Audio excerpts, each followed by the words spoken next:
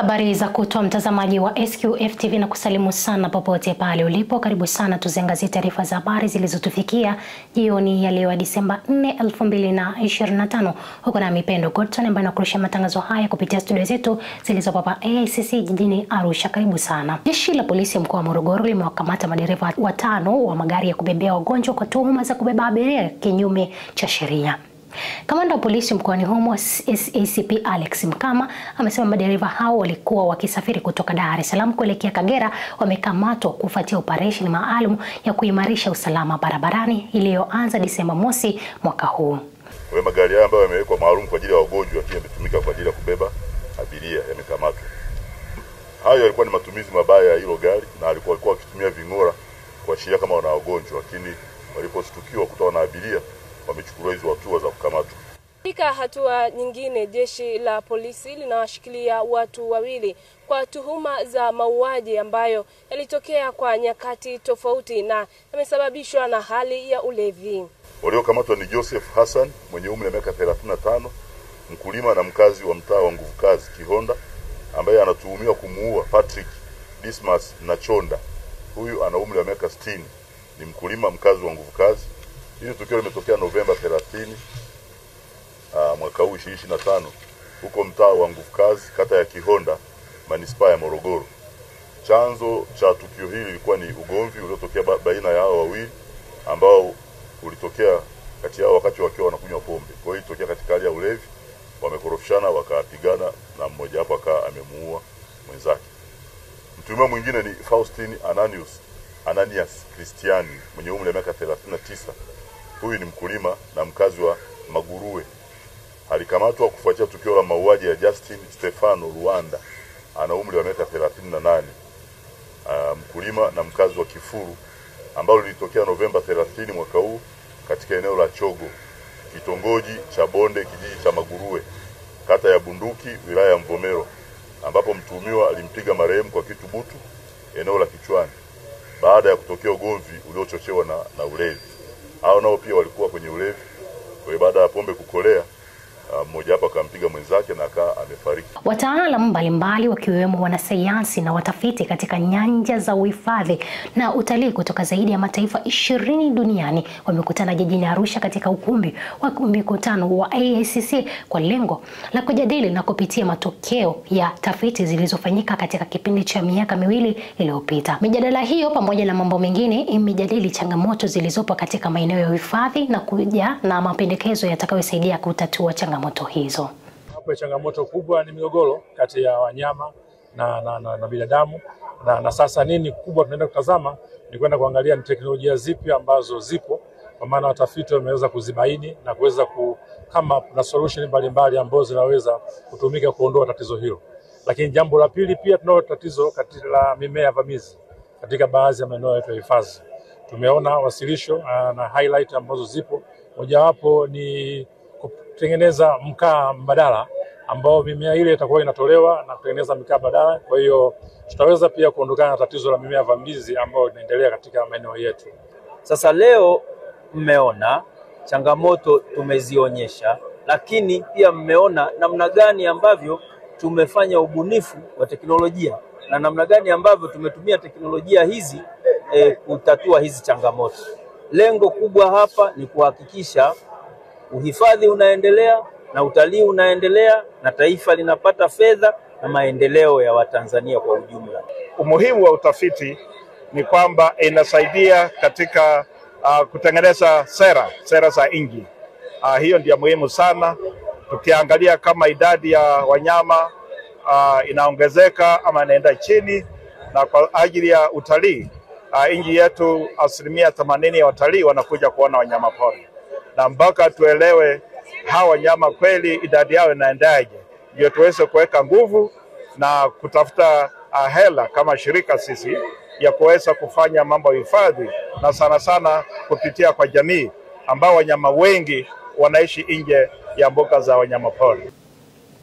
Katibu mkuu wa chama cha wafanyakazi wa serikali na afya Tanzania TUGHE, Henry Mkunda, ametoa onyo kali kwa baadhi ya wanasiasa wanaojichukulia mamlaka ya kuadhibu au kuwakemea wafanyakazi hadharani bila kufuata taratibu za kisheria.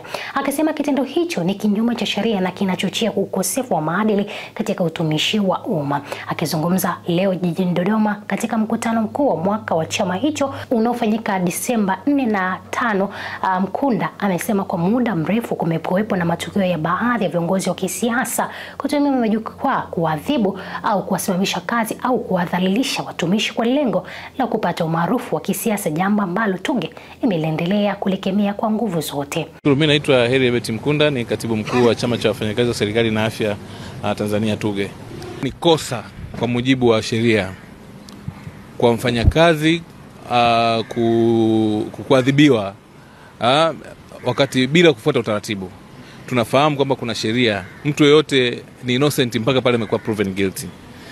Vivyo hivyo unakuta tulikuwa na mazingira ambapo wanasiasa wengi walikuwa wakikaa jukwaani wanaogombeza wafanyakazi, wanasimamisha kazi wakati bila kufuata utaratibu. Sisi wafanyakazi hilo jambo tulilikemea kwa nguvu kubwa sana na tuliweza kushirikisha serikali. Nafahamu mpaka serikali itoa haraka, lakini pia hata rais ameshatoka public akikataza hilo jambo.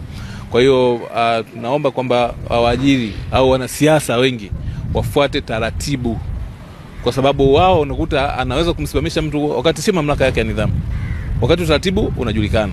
Kwa hiyo hili swala tumelikemea kwa kiwango kikubwa na tunaendelea kulikemea. Swala la kusimamisha mtu kazi, kumchukulia mtu hatua wakati sio mamlaka yako. Unakuta mwanasiasa mwingine tu public ili apate mileage za kisiasa anafanya hivyo, kugombeza wafanyakazi kwenye majukwaa. Hiyo haitakiwi. Utaratibu wa jinsi ya kumchukulia mfanyakazi mashauri ya kinidhamu upo na unajulikana, ambao tunaomba uzingatiwe. Kesi ambazo tumezishughulikia sisi, ambazo tumezishughulikia mahakamani zipo nyingi, lakini zile ambazo tumezishughulikia mahakamani ni kesi 81 so far, mashauri mpaka mwezi wa 9 kutoka Januari mpaka sasa mashauri 81. Na katika hayo yapo yanayoendelea, lakini katika kesi ambazo tulikuwa zimeshafunguliwa tumeshashinda karibu kesi 31. Ni kweli kwamba kumekuwa na changamoto ya kimaadili kwa baadhi ya watumishi, especially wanapokuwa wanahudumia wananchi, sio kwenye sekta ya afya peke yake, lakini kwa ujumla, na ni jambo ambalo tunaona kwamba linahitaji kupatiwa solution.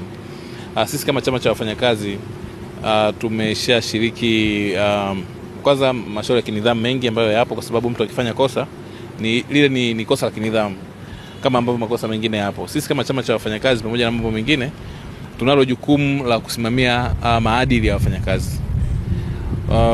Nafahamu kwamba kuna watu ambao wana background mbalimbali, wana tabia tofauti, na inajulikana kabisa kwamba mtu kufanya kitendo cha muuguzi kudili na patient wake na mgonjwa wake, au kubaka kama ambavyo imeonekana imesikika kwenye maeneo mengine. Nafahamu recently tuna kesi ya namna hiyo imetokea. Kimaadili haikubaliki, lakini watu wanafanya kutokana na tabia zao wao binafsi. Na sisi kama chama tunachofanya pamoja na mambo mengine, kwanza tunazo programs mbalimbali za mafunzo ambazo zina insist masuala ya maadili kwa wafanyakazi.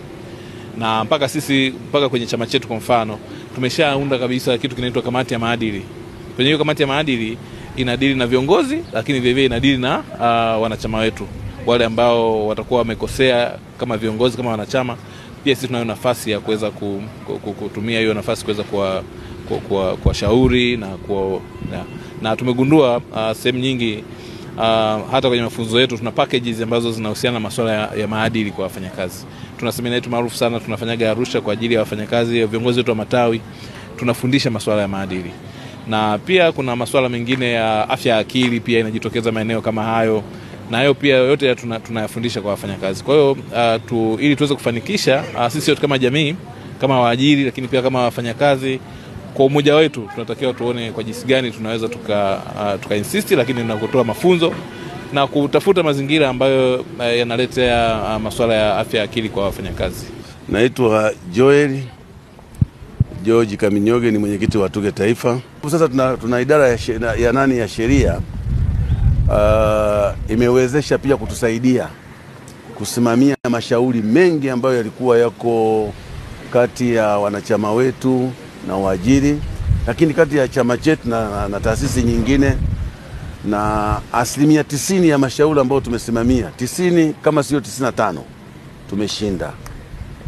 Yote hii inaonyesha namna gani ambavyo ile idara yetu imeimarika sana. Sasa hivi kutokana na mazingira tuliyotengeneza ndani ya chama chetu, umoja, mshikamano, kuondoa migogoro ambayo haina kichwa wala miguu, sasa hivi tumefanikiwa, tunajenga jengo la makao makuu ya chama chetu hapa Dodoma. Waziri wa Mifugo na Uvuvi Mheshimiwa Balozi Daktari Bashiru Ali amewataka maafisa ugani nchini kujenga ushirikiano madhubuti baina yao na wafugaji utakaolenga kutoa taarifa sahihi, kuelimisha, kutoa ushauri wa kitaaluma, lakini pia kusambaza teknolojia na kupata mrejesho wa matumizi ya teknolojia hizo. Mheshimiwa Balozi Daktari Bashiru ametoa maelekezo hayo wakati wa hafla fupi ya kukabidhi pikipiki 381 kwa maafisa ugani wote waliopo kwenye mamlaka za serikali za mitaa iliyofanyika jijini Dar es Salaam, ambapo amewataka kutanguliza dhana ya majadiliano zaidi badala ya kufundisha pindi wanapokuwa uwandani.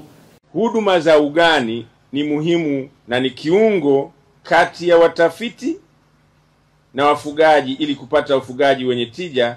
Hivyo ni vyema mkaimarisha mahusiano hayo.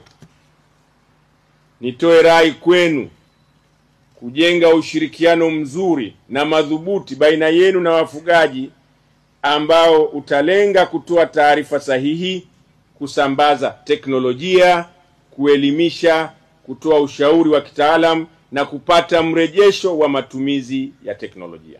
Kwa hiyo niwaombe na nirejee tena kama alivyoelekeza Mheshimiwa Rais, twendeni kuwahudumia watu, sio kama tunakwenda kuwafundisha kana kwamba wao hawana taaluma au uelewa. Twende kujadiliana nao na kuwasikiliza. Na njia pekee ya kuwapima utendaji wenu sio kwa kupitia mifumo yetu ya ndani. Hiyo ni muhimu sana kwa sababu ndio utaratibu wa uendeshaji wa shughuli za serikali. Lakini watu wa kuwapima ubora wa utendaji wenu ni wale wananchi wanaowahudumia. Mkienda kule, msiende kama watu mnaojua, kwa sababu yako ya kujifunza pia kutoka kwao. Kuwa karibu nao, wasikilize shida zao, zitatue, na zile ambazo hamwezi kuzitatua katika mfumo wetu wa taarifa tupeni mrejesho ili tujipange kuangalia kama matatizo ni sera au matatizo ni sheria au matatizo ni utaratibu. Nikuhakikishie tu Mheshimiwa Waziri kwamba tunapokea vitendea kazi hivi na tutahakikisha kwamba vitendea kazi hivi vinatunzwa na vinaenda kufanya kazi iliyokusudiwa. Nikuhakikishie Mheshimiwa Waziri kwamba hutaziona hizi zikitumika kama bodaboda. Hawa maafisa ugani ni moja ya maafisa ambao wanashiriki kwenye zoezi la chanjo. Kwa hiyo tutahakikisha kwamba vitendea kazi hivi vitaendelea kusukuma mbele zoezi hili la chanjo ambalo linaendelea nchi nzima. Sisi Dar es Salaam ndio masoko ya hayo maboresho yote mnayoyafanya. Tunawadhihirishia tu kwamba tutaendelea kufanya kazi ili kuhakikisha njia za kimasoko zinakuwa endelevu. Na ili njia za kimasoko ziwe endelevu, hii status mnayowapa mnakwenda kusaidia wale wenzetu sasa kuwa na access kwenda kwenye mabenki na kufanya huo mnyororo sasa katika hali himilivu na kufanya huo mnyororo katika hali ya uhai. Mwisho wa siku unakuta sasa wananchi tuna improve ile well-being na tuna improve livelihood, na mwisho wa siku ndio tabasamu halisi kutoka Wizara ya Mifugo na Wizara ya TAMISEMI kwenda kwa wananchi. Serikali ya mkoa wa Tabora kupitia kwa mkuu wa mkoa huo Bwana Paul Chacha imewatoa hofu wakazi wa mkoa huo juu ya uwepo wa taarifa za njama za makundi ya watu kufanya vurugu katika maeneo mbalimbali ya nchi kama zilizotokea kwenye siku ya uchaguzi. Mkuu huyo wa mkoa hivi karibuni amesema kuwa wananchi wanatakiwa kuendelea na shughuli zao za kila siku bila mashaka na kwamba hakuna shughuli yoyote itakayosimamishwa mkoani hapo, kwani vyombo vya dola viko tayari wakati wote kulinda raia na mali zao. Kati ya mahala ambako mpo salama ni hapa. Wala usije ukakaa ukawaza kwamba kuna mtu atakuja kukuvamia wewe, akuchomee nyumba yako, achome duka lako, achome sheri yako. Nimepewa kazi ya kuwa mwenyekiti wa kamati ya ulinzi na usalama ya mkoa huu wa Tabora. Jukumu la kulinda mkoa huu sijashindwa. Kwa mtu asiseme kama tarehe 9 Disemba itakuwa hivi, basi tarehe 25, na hakuna atakayezuiliwa kutembea. Hakuna atakayezuiliwa kwenda baa. Hakuna kituo cha mafuta kitafungwa wala benki kufungwa. Tayari tulikuwa na matokeo yetu mkononi ya darasa la 7 waliofanya mtihani Septemba ambayo yametoka, walikuwa 44,370. Watahiniwa waliofaulu kwa maana ya daraja la kwanza hadi kwa maana ya A, daraja A mpaka daraja C ni 35,965, sawa na 81.1. Kwa mara ya kwanza mkoa wa Tabora tumeikuta 81%. Lazima kupambana huku kufa na kupona, wewe pamoja na uongozi wa shule, wewe pamoja na bodi ya shule na viongozi wengine wanaohusika, ili tuweze kupandisha ufaulu. Ametuhakikishia ulinzi na usalama uko vizuri.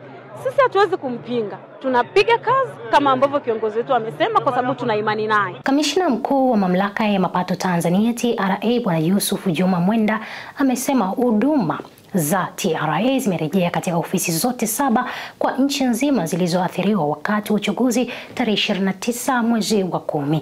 Amesema hayo alipotembelea ofisi mpya za TRA kituo cha Buguruni zilizopo Vingunguti jijini Dar es Salaam, ambako huduma zimerejea baada ya ofisi za awali kuharibiwa wakati wa uchaguzi na kutoa pole kwa walipa kodi kwa changamoto za kufuata huduma mbali wakati wa ukarabati.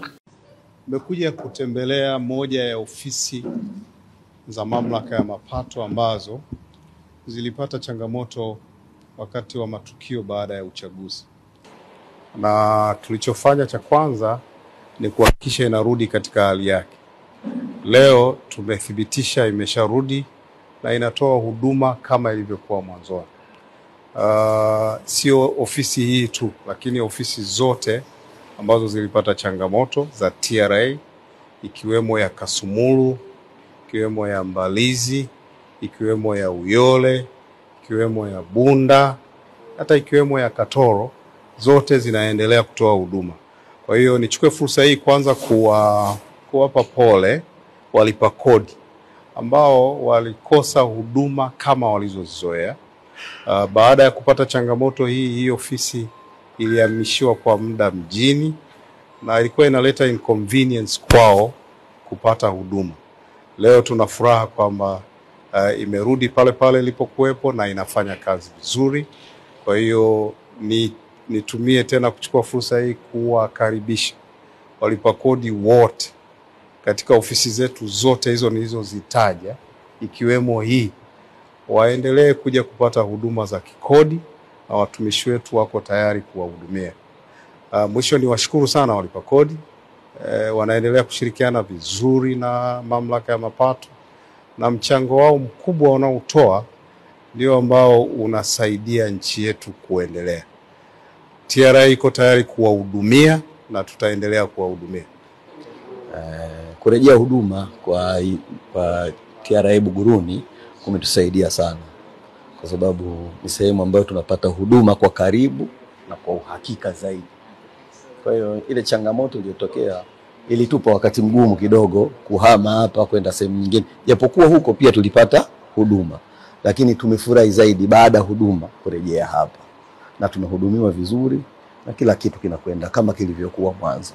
Tunafurahi na tunashukuru sana kwa huduma hizi kurejea. Na mtazamaji, huo ni mwisho wa taarifa ya habari. Sina la ziada mpaka sasa. Asante sana kuchagua na kutazama SQF News jioni ya leo. Kwa niaba ya wale wote walioshiriki kuandaa taarifa hizi za habari, mimi nikutakia jioni njema. Ulikopo na Mipendo Godson. Bye kwa sasa.